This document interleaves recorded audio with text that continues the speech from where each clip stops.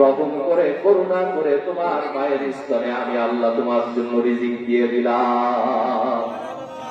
শুধুমাত্র তাই না, আমি আল্লাহ তোমার জন্য তুমি যখন বড় হলে, তোমার যখন খাবারের প্রয়োজন, কখন কি তোমার খেতে হবে, তোমার কিয়ামত পর্যন্ত কি কি রিজিকের প্রয়োজন, এই সব কিছু আমি আল্লাহ তাআলা তোমার জন্য রিজিকের ব্যবস্থা করলাম। সুতরাং আইনা তাযহাবুন, বান্দা আমি আল্লাহর ইবাদত বাদ দিয়ে তুমি কার পিছনে দৌড়াও? ঠিক না? আল্লাহ আমাদেরকে সৃষ্টি করলেন, আল্লাহ আমাদেরকে রিজিক দিলেন, আল্লাহ আমাদেরকে লালন পালন করলেন, আল্লাহ আমাদেরকে বড় করলেন, কিন্তু আমাদের সমাজে এমনও মানুষ আছে, আমরা সেই আল্লাহর ইবাদত বাদ দিয়ে, সেই স্রষ্টার ইবাদত বাদ দিয়ে অন্য মানুষের ইবাদত করি, অন্য মূর্তির ইবাদত করি, অন্য ব্যক্তির ইবাদত করি। এরকম মানুষ আমাদের সমাজে আছে না নাই? এই জন্য আল্লাহ তাআলা পবিত্র কোরআনুল কারীমের মধ্যে বলেছেন, ইত্তাখাযু আহবারহুম ওয়া রুহবানাহুম আরবাবাম মিন দুনিল্লাহ। তোমাদের সমাজে কত মানুষ আছে যারা আল্লাহকে বাদ দিয়ে তোমাদের নেতাদেরকে, তোমাদের পীর সাহেবদেরকে রব হিসেবে গ্রহণ করে নিয়েছে। ঠিক কি না? কত মানুষ এরকম আছে, আলেমদেরকে তারা রব হিসেবে গ্রহণ করেছে, পীর সাহেবকে রব বানিয়ে নিয়েছে। যেখানে সিজদা খাওয়ার মালিক একমাত্র আল্লাহ, মাজারে যে সিজদা দেয়, পীর সাহেবের পায়ে সিজদা দেয়। এরকম মুসলমান আমাদের সমাজে আছে না নাই? অস্ত্র বলেন আছে? তাহলে আমি রব হিসেবে কাকে গ্রহণ করে দিলাম? আল্লাহ বললেন, আর বাবান মিন দুনিল্লাহ, তুমি আল্লাহকে রব হিসেবে গ্রহণ করো নাই, মানুষকে রব হিসেবে গ্রহণ করেছ। যেখানে তোমার অনুগত্য করার কথা আল্লাহর বিধানের, আল্লাহর আইনের কাছে তোমার অনুগত্য করার কথা, সেখানে তুমি আল্লাহর বিধানকে বাদ দিয়ে মানুষের বিধানের কাছে তুমি মাথা নত করেছ, মানুষের বিধানের কাছে তুমি আনুগত্য স্বীকার করেছ। এই আয়াত যখন নাযিল হলো, আবু হাতেম তখন আল্লাহ রাসূলের কাছে প্রশ্ন করলেন, ইয়া রাসূলুল্লাহ আন্নাহুম লাম ইয়াবুদুহুম। ফাকাল আলাইহিস সালাতু ওয়াস সালাম, যখন এই আয়াত নাযিল করা হলো, মানুষ আল্লাহকে বাদ দিয়ে অন্য মানুষের ইবাদত করে, অন্য মানুষকে রব হিসেবে গ্রহণ করে, আবু হাতেম আল্লাহ রাসূলকে প্রশ্ন করলেন, ইয়া রাসূলুল্লাহ আমরা তো কখনো মানুষকে সিজদা করি না, মানুষের ইবাদত করি না, তাহলে কেন আল্লাহ তাআলা এই আয়াত নাযিল করলেন? মানুষ কি অন্য মানুষের ইবাদত করতে পারে নাকি? আল্লাহ রাসূল বললেন, আন্নাহুম হারামু আলাইহিম হালালুন ওয়া আহাল্লু লাহুম হারামুন। আল্লাহ তাআলা যেটাকে তোমার জন্য হালাল করেছেন, তোমরা কি এমন জিনিসকে তোমাদের জন্য হারাম মনে করো না? আবার তোমাদের সমাজে কত মানুষ আছে যেটা আল্লাহ তোমাদের জন্য হারাম করে দিয়েছেন, কিন্তু সেই মানুষগুলাকে, এইগুলাকে নিজেদের উপরে হালাল মনে করে। এরকম কি তোমাদের সমাজে মানুষ নাই? আবু হাতেম বললেন, হ্যাঁ, এরকম মানুষ তো অনেক আছে যে আল্লাহ যেটা হারাম করেছেন সেটাকে হালাল মনে করে, আবার আল্লাহ যেটা হালাল করেছেন সেটাকে হারাম মনে করে, আবার এই সকল মানুষের অনুসরণ করে। আল্লাহ রাসূল বললেন, ফাযালিকা ইবাদাতুহুম ইয়্যাহুম, এইটাই হচ্ছে মানুষ হয়ে মানুষের ইবাদত করা। এরকম মানুষ কি আমাদের সমাজে আছে? আল্লাহ যেটা হারাম করেছেন সেটাকে হালাল মনে করে, এরকম মানুষ আমাদের সমাজে আছে না নাই? আমাদের আল্লাহ সুবহানাহু ওয়া তাআলা আমাদের জন্য মদকে হালাল করেছেন নাকি হারাম করেছেন? হারাম। আওয়াজ করে বলেন, হালাল না হারাম? হারাম। আমাদের জন্য মদকে আল্লাহ হারাম করলেন, অথচ আমরা মুসলিম দেশে বসবাস করি। সেই মদকে সংসদে আইন করে পাস করে সেটাকে নিষিদ্ধ করা হবে, এরকম সাহস এখনো এই দেশের মুসলমানদের হয়? বরং কেউ যদি সংসদে প্রশ্ন তোলে যে মদকে নিষিদ্ধ করতে হবে, মদকে হারাম করতে হবে, কেউ মদ খেতে পারবে না, তখন আমাদের সংসদে মুসলমান এমপিরা তার বিরুদ্ধে দাঁড়িয়ে যায়। এরকম নজির বাংলাদেশে আছে না নাই? গত 30-40 বছর ধরে বাংলাদেশের সংসদে মদকে নিষিদ্ধ করার জন্য, মদকে নিষিদ্ধ ঘোষণা করার আইন পাস করার জন্য অনেকেই চেষ্টা করেছেন, কিন্তু আমরা দেখি এই দেশের কিছু তথাকথিত নামধারী মুসলমান সংসদ সদস্যরা এই মদকে নিষিদ্ধ করার বিরুদ্ধে তারা সংসদে বক্তব্য দিয়েছে। সুতরাং আল্লাহ বললেন হারাম করতে, যে তোমাদের জন্য এটা হারাম, এটাকে নিষিদ্ধ করতে হবে, অথচ আমরা মুসলমান হয়ে মদের পক্ষে কথা বলি, তার মানে আমরা আল্লাহকে বাদ দিয়ে মানুষকে রব হিসেবে গ্রহণ করেছি। ঠিক কিনা? আল্লাহ রাসূল আমাদেরকে এটাই বলেছেন, তোমাদের সমাজে কত মানুষ আছে আল্লাহকে বাদ দিয়ে তারা রব হিসেবে মানুষকে গ্রহণ করে, সমাজের নেতাদেরকে গ্রহণ করে। আগের দিন দেখি আমাদের এক নেতা বলে ফেললেন, মদ খাওয়া আর মদ বিক্রি করা দুইটা এক জিনিস না। তার মানে মদ খাওয়ার বিরুদ্ধে আপনি কথা বলবেন, কিন্তু মদ বিক্রির বিরুদ্ধে আপনি কথা বলতে পারবেন না। কারণ আপনি যদি মদ বিক্রির বিরুদ্ধে কথা বলেন, তাহলে তো সংসদে আপনাকে আইন করতে হবে যে মদ কেউই আর বিক্রি করতে পারবে না, নেতাদের মদ খাওয়া কোনো হারাম হয়ে যাবে। আমাদের দেশের আবার আইন কানুন ভিন্ন। আমাদের দেশে মদ খাওয়া নিষিদ্ধ হচ্ছে গরিব মানুষের জন্য। মানে গরিব মানুষ যদি মদ বিক্রি করে, তাহলে তার জন্য তার বিরুদ্ধে শাস্তি আছে না নাই? আছে। কয়েকদিন আগে দেখলাম সম্ভবত লালমনিরহাটে 7 কোটি না 9 কোটি টাকা মদ ধ্বংস করছে র্যাব। এই যে 7 কোটি 9 কোটি টাকার মদ ধ্বংস করা হলো, তারপরে কেউ যদি ফেন্সিডিল সহকারে পাওয়া হয় এই রাস্তা দিয়ে যাওয়ার সময়, আমাদের সিনেজা যে সকল পুলিশ ভাইয়েরা আছে, কি তারা কি তাকে ছেড়ে দিবে? না, তার বিরুদ্ধে ব্যবস্থা নেবে। কি কারণে? আপনি গরিব মানুষ, আপনি মদ খাবেন কেন? অথচ আমাদের দেশের শত শত এমপি মন্ত্রীরা আছে যারা মদের লাইসেন্স নিয়ে মদ খায়, মদ বিক্রি করে, কিন্তু তাদের বিরুদ্ধে কেউ কথা বলে না, এরকম আছে না নাই?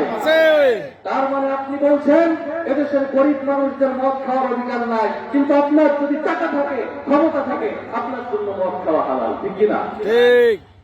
এই হচ্ছে আমাদের সমাজের অবস্থা। নেতাদের জন্য আইন এক, এমপিদের জন্য আইন এক, মন্ত্রীদের জন্য আইন একরকম, যার ক্ষমতা আছে তার জন্য আইন একরকম, যার টাকা আছে তার জন্য আইন একরকম, আর যার ক্ষমতা নাই, টাকা নাই, তার জন্য আইন আর এক রকম, ঠিক কিনা? প্রিয় ভাইয়েরা, ইসলাম এই জন্য যেটাকে হারাম করেছে সেটা সবার জন্যই হারাম। সেটা এমপির জন্য হারাম, মন্ত্রীর জন্য হারাম, প্রধানমন্ত্রীর জন্য হারাম, তেমনি ভাবে কৃষকের জন্য হারাম, মুসলিমের জন্য হারাম। সেটা হারাম, উপর থেকে নিয়ে নিচে পর্যন্ত সবার জন্যই সেটা হারাম, কেউ সেটাকে স্পর্শ করতে পারবে না। সুতরাং কেউ যদি বলে মদ খাওয়া যাবে না, কিন্তু বিক্রি করা যাবে, বুঝতে হবে আসলে তার ভিতরে ভণ্ডামি আছে, ঠিক কিনা?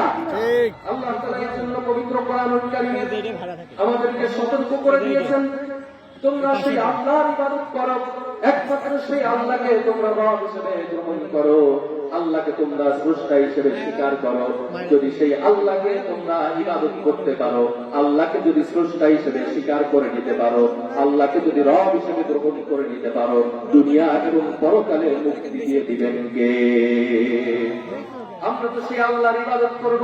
এখন প্রশ্ন হচ্ছে, ইবাদত আসলে কাকে বলে? আমরা সবাই তো ইবাদত করি। অনেকে বলবেন, হুজুর আমি একটু আগে নামাজ পড়ে আসলাম, মাগরিবের নামাজ পড়ে এসেছি, আমি কি ইবাদত করি না?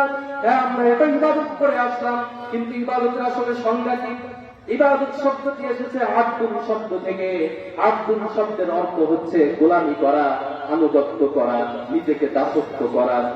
আপনি মনে করেন আপনার একজন গোলাম আছে, তাকে আপনি টাকা দিয়ে কিনে এনেছেন। আগের যুগে এই সিস্টেম ছিল। গোলাম মানে হচ্ছে আপনি যার গোলাম, আপনার মালিক হচ্ছে আপনার মুনিব। আপনার মুনিব আপনাকে যেটা বলবে আপনাকে সেটাই করতে হবে। আপনার টাকা পয়সার মালিকও আপনার মুনিব, আপনার মালিকও আপনার মুনিব। আপনার মুনিবের বাইরে একটা কাজ করার ক্ষমতা আপনার নাই, ঠিক কিনা? মালিকের বাইরে কোনো কাজ করা যায়?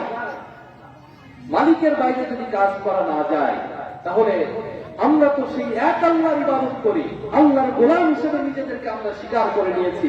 তাহলে সেই আল্লাহর আদেশের বাইরে আমরা কাজ করি কি করি না? কি আওয়াজ করে বলেন? করি। আল্লাহ বললেন হারাম খাওয়া যাবে না, আমরা খাই কি খাই না? খাই।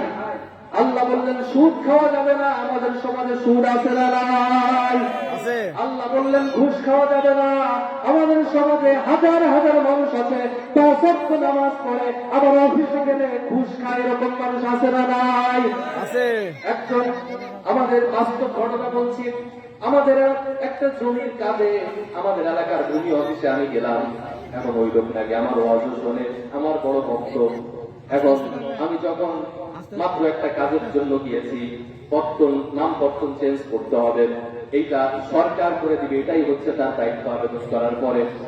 এখন আমি যখন গিয়েছি, যাওয়ার পরে বলতেছে হুজুর কাজ তো প্রায় শেষের দিকে, আমরা এখান থেকে যেটা অ্যাপ্রুভ করে দিব সেটাই কমপ্লিট হয়ে যাবে, কিন্তু আমাদের তো চা নাস্তা খাওয়ার একটু টাকা দিতে হবে। তা আমি বললাম যে চা নাস্তা করাবার কিসের টাকা দিব? আমি তো আগে আসলে কাগজপাতি নিয়ে কখনো ওরকম যাইনি।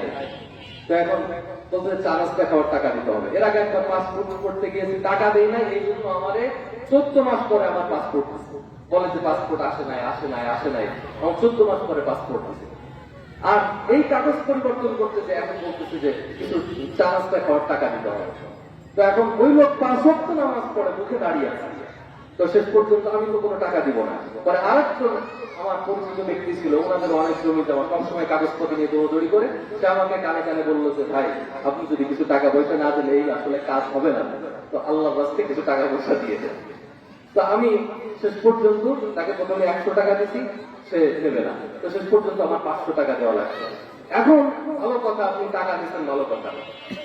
এখন যখন বের হয়ে আসছি দেখি বাইরে বৃষ্টি নামছে, এদিকে আসরের নামাজের টাইম হয়ে গেছে। ওই লোক নামাজ পড়ার জন্য বের হয়েছে, এসে বাইরে আমি দাঁড়ায় আছি, ওইখানে দাঁড়ায়। এবার কথা বলতে বলতে ওই লোক কথা বলা শুরু করছে যে এই দেশে হুজুররা তো ধর্ম ব্যবসা করে, হুজুররা ধর্ম নিয়ে ব্যবসা করে, এটা বেঁচে খায়, ওটা বেঁচে খায়। তারপরে এক এক হুজুর এক এক রকম কথা বলে, ইসলাম নিয়ে এক এক কথা বলে। তাহলে আমরা সাধারণ মুসলমানরা যাবো কোথায়? এখন আমি তো তখন আসলে কিছু বলতে পারি নাই, কিন্তু এবার এই লোককে পাইছি, আমার তো মাথা গরম হয়ে গেছে। আমি বললাম যে এই দেশের হুজুররা ধর্ম ব্যবসা করে, ভালো কথা, কিন্তু সুদ খাওয়া, ঘুষ খাওয়া হালাল, ঘুষ খাইতে হবে। কোন হুজুর বলছে যে ঘুষ খাওয়া যাবে আর আরেক হুজুর বলছে ঘুষ খাওয়া যাবে না? এরকম দ্বন্দ্ব কি কোনো জায়গায় দেখছেন নাকি? এখন ওই লোক বলছে না, এরকম তো কেউ বলে না। তাই আমি বললাম যে হুজুররা যদি সুদ দিয়ে ঘুষ নিয়ে দ্বন্দ্ব না করে, এক হুজুর বলে নাই যে ঘুষ খাওয়া যাবে, আর এক হুজুর বলে নাই যে ঘুষ খাওয়া যাবে না, তাহলে আপনি ঘুষ খাইলেন কেন আমার কাছ থেকে 500 টাকা? যদি কোন হুজুর ফতোয়া দিয়া থাকে যে ঘুষ খাওয়া যাবে, তাহলে আপনি খাইতে পারতেন। আর কোন হুজুর তো বলে নাই যে ঘুষ খাওয়া যাবে না, তাহলে আপনি কেন খাইতেন আমার কাছ থেকে 500 টাকা? এখন ওই লোক বলতেছে যে দেখেন, আসলে অনেক সময় বিভিন্ন বিষয়ের প্রয়োজন হয়, আমি নামাজ পড়তে যাবো, এখন আপনার সাথে এটা নিয়ে তর্ক করবো না, এই বলে সে বৃষ্টির ভিতরে হাঁটা শুরু করছে। তাহলে আপনি চিন্তা করেন, এই লোকটা 5 ওয়াক্ত নামাজ পড়ে মুখে দাঁড়িয়ে আছে, আর সে আমাকে ওয়াজ দিতে আসতেছে যে হুজুররা এক এক সময় এক এক রকম কথা বলে, হুজুররা ধর্ম ব্যবসা করে, অথচ তার ঘুষের টাকা নেওয়ার সময় কোনো কমতি নাই। তার মানে ওই ব্যক্তির, আমি এই উদাহরণটা কেন দিলাম? এই উদাহরণ দিলাম এই কারণে, ওই ব্যক্তি ঠিক ইবাদত করেন, আসরের নামাজ যে পড়তে গেছে, ওই ব্যক্তি মনে করতেছে আমি তো ইবাদত করতে যাচ্ছি, আল্লাহর ইবাদত আমি তো করে আসলাম, 4 রাকাত নামাজ পড়ে আসলাম, আমি সিজদা দিয়ে আসলাম, আমি মুনাজাত করে আসলাম, দোয়া কালাম করলাম, সূরা ফাতিহা পড়লাম, আমি নামাজের ভিতরে বললাম ইয়্যাকা না'বুদু ওয়া ইয়্যাকা নাস্তাঈন, ও আল্লাহ আমি একমাত্র তোমার ইবাদত করি, তোমার কাছে সাহায্য চাই, তোমার কাছে মাথা নত করি। ওই লোক মনে মনে মনে করতেছে আমার চাইতে বড় আবেদ আর কে আছে? আমি তো তাহাজ্জুদের নামাজ মনে হয় পড়ি। কিন্তু ওই ব্যক্তি চিন্তা করে নাই ঘুষ খাওয়া এইটা যে হারাম, হারাম কাজ থেকে বিরত থাকা এইটা যে আল্লাহর বড় একটা ইবাদত। হারাম থেকে যদি আপনি বিরত থাকতে না পারেন, আল্লাহ যে ইবাদত করতে কবুল করে না, আপনার কোন ইবাদতে যে কবুল হয় না, এই ব্যক্তি এটাকে ইবাদত মনে করতে পারে নাই। ঠিক কিনা? আমাদের সমাজে এরকম সংখ্যা কম নাকি বেশি? বেশি। আওয়াজ করে বলেন, কম না বেশি? বেশি। এক ব্যক্তি মসজিদে নববীতে এসেছেন, সাহাবায়ে কেরাম বসে আছেন, ওই ব্যক্তি দূর থেকে দৌড়াইতে দৌড়াইতে আসছেন। আসার পরে ওই ব্যক্তি মনে হচ্ছে বিপদে পড়েছে, এসে নামাজ পড়ে আল্লাহর দরবারে দোয়া করা শুরু করেছে, রব্বুল আলামিন আমি এই বিপদে পড়েছি, আমাকে এই বিপদ থেকে উদ্ধার করো। বিপদে যখন পড়েছে, দোয়া যখন করতেছে, দূর থেকে সাহাবায়ে কেরামকে আল্লাহ রাসূল বলছেন ওই ব্যক্তিকে দেখেছো, ওই ব্যক্তি কত কাকুতি মিনতি করে দোয়া করছে, কত ইবাদত বন্দেগী করছে, কিন্তু কাইফা ইস্তাজাবু লাহু, কিভাবে তার দোয়াটাকে কবুল করা হবে?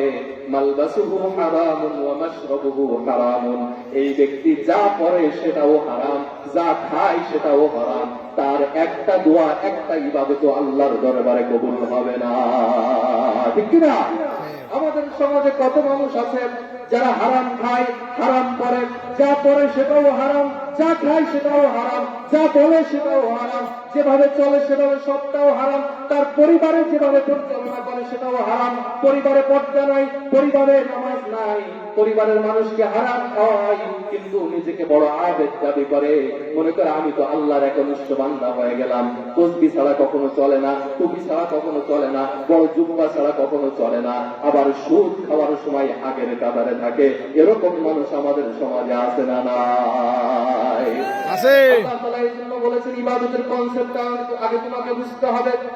ইবাদতের কনসেপ্ট শুধুমাত্র ইবাদত করার নাম না, ইবাদতের কনসেপ্ট শুধুমাত্র আল্লাহর আদেশ মানার নাম না, ইবাদতের কনসেপ্ট শুধুমাত্র নামাজ পড়া না, ইবাদত শুধুমাত্র হজ করা না, ইবাদত শুধুমাত্র যাকাত দেওয়া না। ইবাদত কি জিনিস? হাদিস শরীফের ভিতরে রাসূল সাল্লাল্লাহু আলাইহি ওয়াসাল্লাম বলেছেন, ইবাদত হচ্ছে যা আল্লাহর পক্ষ থেকে এসেছে সেটা হালালকে হালাল হিসেবে জানা, আর হারাম থেকে বিরত থাকার নামই হচ্ছে ইবাদত। হালালকে হারাম হিসেবে জানতে হবে আর হারাম থেকে বিরত থাকতে হবে, এইটার নামই হচ্ছে ইবাদত। মা আতাকুমুর রাসূল ফাখুযুহু ওয়া মা নাহাকুম আনহু ফান্তাহু। তোমাদের জন্য আল্লাহর রাসূল যেটা নিয়ে এসেছেন সেটাকে তোমরা গ্রহণ করো, আর যেটা থেকে তোমাদেরকে বিরত থাকতে বলেছেন সেটা থেকে তোমরা বিরত থাকো, এইটার নামই হচ্ছে ইবাদত। অন্য তাফসীরের ভিতরে ইবাদতের সংজ্ঞা দিতে গিয়ে আল্লামা বগবী রাহিমাহুল্লাহু তাআলা মাআলিমুত তানজিলের ভিতরে বলেছেন, আল ইবাদাতু হিয়া তাআতু মা'আজ জিল্লাতি ওয়াল খুদু। ইবাদত হচ্ছে এমন জিনিসের নাম আল্লাহ তাআলার জন্য একেবারে বিনয় চিত্তে এক আল্লাহর আনুগত্য করার নামই হচ্ছে ইবাদত। সুতরাং আল্লাহ যে আনুগত্য পাওয়ার কথা, ওই অনুগত্য যদি আল্লাহকে বাদ দিয়ে অন্য মানুষের জন্য করেন, তাহলে আল্লাহকে বাদ দিয়ে আপনি অন্য মানুষের ইবাদত করছেন, ঠিক কিনা? আমরা কত ইবাদত যে আল্লাহকে বাদ দিয়ে অন্য মানুষের করি। আপনি যদি উদাহরণ দেখেন তাহলে দেখবেন যে আমরা আমাদের ইবাদতের ভিতরে ইবাদতের চাইতে শিরক আরো বেশি ধরা। যেমন ধরেন আমাদের মা বোনদের ভিতরে এই কালচার গুলো সবচেয়ে বেশি, মা বোনরা ইবাদতের ভিতরে সবচেয়ে শিরক বেশি করে।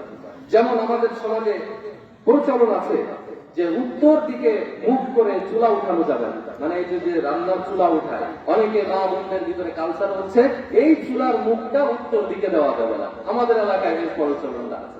কেন উত্তর দিকে দেওয়া যাবে না? কারণ উত্তর দিকে যদি চুলা দিয়ে আপনি চুলা উঠান, তাহলে আপনার যে পূর্বপুরুষরা মৃত্যুবরণ করেছে তাদের মাথায় নাকি এই আগুনের তাপ লাগে।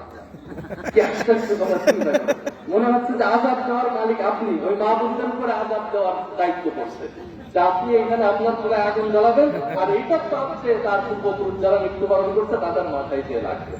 এটা স্পষ্ট একটি কুসংস্কার এবং স্পষ্ট একটি শিরক। আবার আমাদের সমাজে অনেক মানুষ আছে যে তারা মনে করে যে পৌষ মাসে লেনদেন করা যায় না, তারপরে ছাতা বাঁধা যায় না রাত্রিবেলা, হ্যাঁ, তারপরে এই ঋণ দেওয়া যায় না রাত্রিবেলা। এই ধরনের বিভিন্ন কালচার আমাদের সমাজে আছে না নাই? আবার যখন বিয়ে বাড়িতে দেখবেন যে কত যে কুসংস্কার, বিয়ে বাড়িতে তো আমাদের সমাজে শিরক বড় একটা বিষয় ধারণ করে। যখন বউকে নিয়ে আসা হয়, বউকে বাড়িতে যখন নিয়ে আসা হয়, বউকে বাড়িতে নিয়ে আসার পরে ওই বউকে ঘরে উঠানোর আগ পর্যন্ত যে কতগুলো শিরক আমার মা বোনেরা করে তার কোনো হিসাব নেই। বউকে যখন নামাবে, নামানোর পরে তারপরে মনে করে যে ওই বউকে আগে বরণ করতে হবে। কি দিয়ে বরণ করতে হবে? দুবলা ঘাস, তারপরে আর কি কি আছে, আগুন, তারপরে এই মানে হ্যাঁ ওই কুলার উপরে নিয়ে এই আগুন দিয়ে তারপরে ঘুরায় ঘুরায় ওই বউকে বরণ করতে হবে। কি কারণে? যাতে করে ওই বউয়ের ভিতরে যত খারাপ জিনিস আছে, যত মানে কুজিনিস আছে, এইগুলা যাতে তার সাথে তার থেকে দূর হয়ে বউ যাতে পবিত্র হয়ে তারপরে যাতে ঘরে ঢোকে। নাউযুবিল্লাহ বলবেন না? নাউযুবিল্লাহ। স্পষ্ট কুসংস্কার এবং শিরক, এটা থেকে আমাদের সবাইকে বের হয়ে আসতে হবে। অথচ আমার মা বোনেরা মনে করে যে বউকে এইভাবে না ঢুকাইলে মনে হবে যে বউ আর ভালো হবে না। আচ্ছা, আপনার এইভাবে ঢুকাইলে যদি বউ ভালো হয়ে যায়, তাহলে পরবর্তীতে শাশুড়ির সাথে বউয়ের গ্যাঞ্জাম লাগে কেন? আপনার ওই জায়গায় একদম বউ সুফি সাহেব হয়ে তারপরে ঘরে ঢোকার কথা ছিল, তাহলে পরবর্তীতে শাশুড়ি বউ গ্যাঞ্জাম লাগে কি কারণে? তার মানে আমরা ইবাদতের কনসেপ্টটা বুঝতে পারি নাই। আমরা ইবাদতের কনসেপ্ট মনে করছি আমরা নিজেরা যেটা করছি সেটাই মনে হয় ইবাদত। আবার অনেকে মনে করে আশ্বিন মাসে গাছে সিদ্ধি দিতে হয়, এরকম কুসংস্কার আমাদের সমাজের ভিতরে আছে। এই যে কুসংস্কার গুলো আমাদের সমাজে আছে, বিয়ে সংশ্লিষ্ট কুসংস্কার, গাছে সিদ্ধি দেওয়া সংশ্লিষ্ট কুসংস্কার, ঋণ সংশ্লিষ্ট কুসংস্কার, সোমবারে বাস কাটা যাবে না, এই ধরনের যত কুসংস্কার আছে এইগুলা মুসলমান ইসলাম ধর্মে নাই, এইগুলা সব হিন্দু ধর্ম এবং অন্য অন্য ধর্ম থেকে আমাদের সমাজে এসেছে, ঠিক কিনা? তার মানে যদি আপনি এই কুসংস্কার গুলো মানেন, এইগুলার যদি অনুভক্ত করেন, আল্লাহ বলেন নাই কখনো এইগুলা করলে আপনার লাভ হবে বা ক্ষতি হবে, কিন্তু তারপরও আপনি এইগুলাকে ক্ষতি মনে করছেন, তার মানে আপনি আল্লাহকে বাদ দিয়ে অন্য কাউকে আপনি অন্য কারোর ইবাদত করছেন, ঠিক কিনা? প্রিয় ভাইয়েরা, এই জন্য আমাদেরকে এগুলা থেকে বিরত থাকতে হবে। আমরা যদি এগুলা থেকে বিরত থাকতে পারি, তাহলে আল্লাহ সুবহানাহু ওয়া তাআলা আমাদের ইবাদতকে কবুল করবেন। এটাই হচ্ছে ইবাদতের মূল কনসেপ্ট। আল্লাহ যেটা আদেশ করেছেন সেটাও মানতে হবে, যেটা থেকে নিষেধ করেছেন সেটা থেকেও বিরত থাকতে হবে।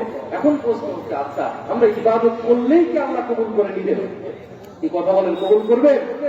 আমরা ইবাদত করলেই আল্লাহ কবুল করবেন না, কবুল করার কিছু শর্ত আছে। আল্লাহ রাসূল বলেছেন, তোমরা যদি ইবাদত করো, ইবাদত করার জন্য শর্ত হচ্ছে তিনটা। কয়টা? আওয়াজ করে বলেন কয়টা?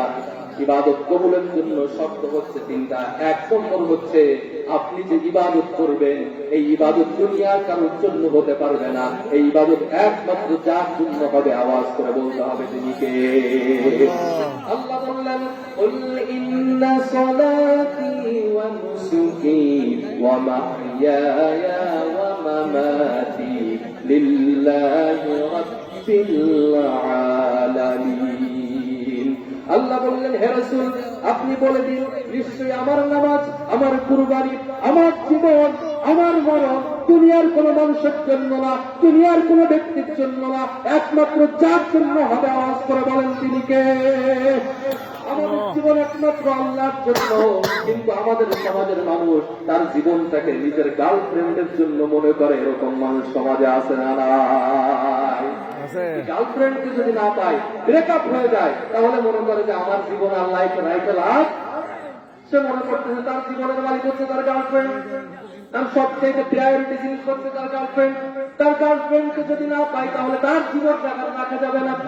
এই যে আপনি মনে করছেন আল্লাহকে আপনি প্রাধান্য দিলেন না সবকিছুরই পরে, স্বপ্নার দুনিয়ার সব কিছু ধ্বংস হয়ে যেতে পারে, কিন্তু আপনি আত্মহত্যা করবেন এই অধিকার ইসলাম আপনাকে দেয় নাই।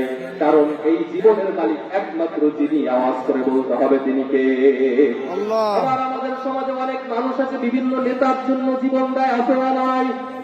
অমুক নেতার পিছনে দৌড়ায়, তমুক নেতার পিছনে দৌড়ায়, বলে নেতা আপনি শুধুমাত্র একটা আদেশ দিবেন, আমার জীবন দিয়ে দিতে আমি রাজি আছি। কিন্তু তুমি যে তোমার নেতার জন্য জীবন দিবা, তোমার নেতার জন্য জীবন দেওয়ার অধিকার তোমাকে কে দিয়েছে? তোমার জীবনের মালিক তুমি না, তোমার জীবনের মালিক আল্লাহ। আমার আল্লাহ তোমার জীবনকে কোন নেতার জন্য দেওয়ার অধিকার দেয় নাই। তোমার জীবনে একমাত্র যার জন্য কুরবানি করতে হবে, যার জন্য দিতে হবে, আওয়াজ করে বলতে হবে তিনি কে। এজন্য আপনার জীবন, আপনার মরণ, আপনার ইবাদত সবকিছু আল্লাহর জন্য হতে হবে। এটা হচ্ছে এক নম্বর শর্ত। দুই নম্বর, আপনার ইবাদত কবুল হওয়ার জন্য যে শর্ত, সেটি হচ্ছে আপনার ইবাদতটা বেদাত মুক্ত হতে হবে। আপনার ইবাদতের ভিতরে কোনো বেদাত হতে পারবে না। এখন অনেকে বলবেন যে হুজুর বেদাত আবার কি জিনিস? বেদাত আমাদের তো, আমরা তো বেদাত করি না। কি আমাদের সমাজে বেদাত আছে নাকি? কি আওয়াজ করে বলেন আছে? আমাদের সমাজে বেদাত আছে। বেদাত কি জিনিস আগে এটা আমাদেরকে বুঝতে হবে। আপনি যদি কোন ইবাদত, কোন কাজ যদি আপনি সওয়াবের নিয়তে এমন কোন ইবাদত যদি আপনি করে থাকেন যেটা রাসূল সাল্লাল্লাহু আলাইহি ওয়াসাল্লাম করেন নাই, সাহাবায়ে কেরাম করেন নাই, এরকম কোন কাজ যদি আপনি ইবাদত করে মনে থাকেন, তাহলে আপনার ওই ইবাদতটাই হচ্ছে বেদাত। আচ্ছা বলেন, যেমন আমরা ইল্লাল্লাহ জিকির করি না, কি আছে না নাই? ইল্লাল্লাহর জিকির আমরা করি, শুধু ইল্লাল্লাহ ইল্লাল্লাহ ইল্লাল্লাহ ইল্লাল্লাহ, এই যে জিকিরটা করতেছি, সাহাবায়ে কেরাম, তাবেঈন, তাবে তাবেঈন, আল্লাহর রাসূল এরকম জিকির কেউ করছে কোনদিন? একটা হাদিস দেখাইতে পারবেন না শুধুমাত্র এই ইল্লাল্লাহ, এই জিকির কোন সাহাবী তাবেঈন কেউ করছে? কেউ এই জিকির করেন নাই। সবাই জিকির করেছেন, আল্লাহর রাসূল আমাদেরকে জিকির শিখিয়েছেন। তোমরা জিকির করবা সুবহানাল্লাহ, আলহামদুলিল্লাহ, লা ইলাহা ইল্লাল্লাহ, করে পড়েন সুবহানাল্লাহ আলহামদুলিল্লাহ লা ইলাহা ইল্লাল্লাহ জোরে সুবহানাল্লাহ আলহামদুলিল্লাহ লা ইলাহা ইল্লাল্লাহ লা ইলাহা ইল্লাল্লাহ মুহাম্মাদুর রাসূলুল্লাহ সাল্লাল্লাহু। তাহলে আল্লাহ রাসূল আমাদেরকে শেখালেন তোমরা এই জিকির করো, পুরা জিকিরটা করবা। অথচ আমরা আবিষ্কার করলাম ইল্লাল্লাহর জিকির করো, তার মানে আমি রাসূল সাল্লাল্লাহু আলাইহি ওয়াসাল্লামের চাইতে বেশি বুঝি। যদি ইল্লাল্লাহর জিকিরেই বেশি সওয়াব থাকতো তাহলে আল্লাহর রাসূলকে আমাদেরকে এটা শিখাবেন না, সাহাবায়ে কেরামকে আমাদেরকে এটা শিখাবেন না। তাহলে দেখেন আমরা ইবাদত করতেছি যেটা আল্লাহ রাসূল করেন নাই, সাহাবীরা করেন নাই, তাবেঈনরা করেন নাই, ওইটা যদি আপনি ফজিলত মনে করে করেন, সওয়াব মনে করেন, তাহলে ওইটাই আপনার বিদআত হবে। এজন্য আল্লাহ রাসূল হাদিস শরীফের ভিতরে বলেছেন মা আহদাসা ফিদ-দীনি মিম্মা লাইসা মিনহু, যদি কোনো ব্যক্তি দ্বীনের ভিতরে এমন কোন জিনিস তৈরি করে যেটা ইসলামের ভিতরে নাই, আল্লাহ রাসূল সাহাবায়ে কেরাম তাবেঈন কেউ করেন নাই, তাহলে ওইটার নামই হচ্ছে বিদআত। আর আল্লাহ রাসূল বললেন কুল্লু বিদআতিন দালালা ওয়া কুল্লু দালালাতিন ফিন্নার, প্রত্যেকটা বিদআতই হচ্ছে পথভ্রষ্টতা, আর প্রত্যেক পথভ্রষ্ট জাহান্নামে যাবে। নাউযুবিল্লাহ। তাহলে আপনি ইবাদত করলেন সওয়াবের জন্য, কিন্তু আপনার ইবাদত বিদআত হওয়ার কারণে আপনাকে কোথায় যাওয়া লাগবে? জাহান্নামে। আচ্ছা বলেন, মাসজিদের আমরা কয় রাকাত নামাজ পড়লাম? ফরজ নামাজ কয় রাকাত পড়ছি? 3 রাকাত। বলেন কয় রাকাত? 3 রাকাত। আপনি নামাজ পড়লে সওয়াব আছে না নাই? আছে। এখন আপনি যদি মনে করেন 3 রাকাত নামাজ এটা তো অনেক সওয়াবের বিষয়, তাহলে আমি আর 1 রাকাত যোগ করে দেই। এখন আপনি হিটলারি করে আরো 1 রাকাত বেশি পড়লেন, ইমাম সাহেব ঘোষণা দিল যে আচ্ছা আমরা 3 রাকাত থেকে আজকে আমরা 4 রাকাত করে পড়বো। আচ্ছা 1 রাকাত যদি বেশি পড়েন তাহলে সওয়াব হবে না? না। কি সওয়াব হবে কি হবে না? হবে। কেন হবে না? কারণ হচ্ছে আল্লাহ রাসূলের কোন নামাজ পড়েন নাই, আল্লাহ রাসূল 3 রাকাত পড়েছেন। এখন আপনি সওয়াবের নিয়তে যদি আরেক রাকাত বেশি বাড়িয়ে পড়ে ফেলেন, আপনার সওয়াবের পরিবর্তে গুনাহ হবে, আপনার ইবাদতটাই ধ্বংস হয়ে যাবে। আবার মনে করেন আপনি যখন ওযু করলেন, ওযু করার পরে ওযু করে আল্লাহ রাসূল আমাদেরকে দোয়া শিখিয়েছেন তোমরা আশহাদু আল্লাহ পড়ো, এই কিন্তু আপনি মনে করলেন প্রতি ওযুর পরে নতুন নিয়ম ইমাম সাহেবদের করলো, ওযু করার পরে আপনাকে হাত তুলে 2 মিনিট করে মুনাজাত করতে হবে, কিংবা আপনাকে সরাসরি ওযু করার পরে একটা সিজদা দিতে হবে। এখন সিজদা দেওয়া তো উত্তম কাজ, হাত তুলে মুনাজাত করাও উত্তম কাজ।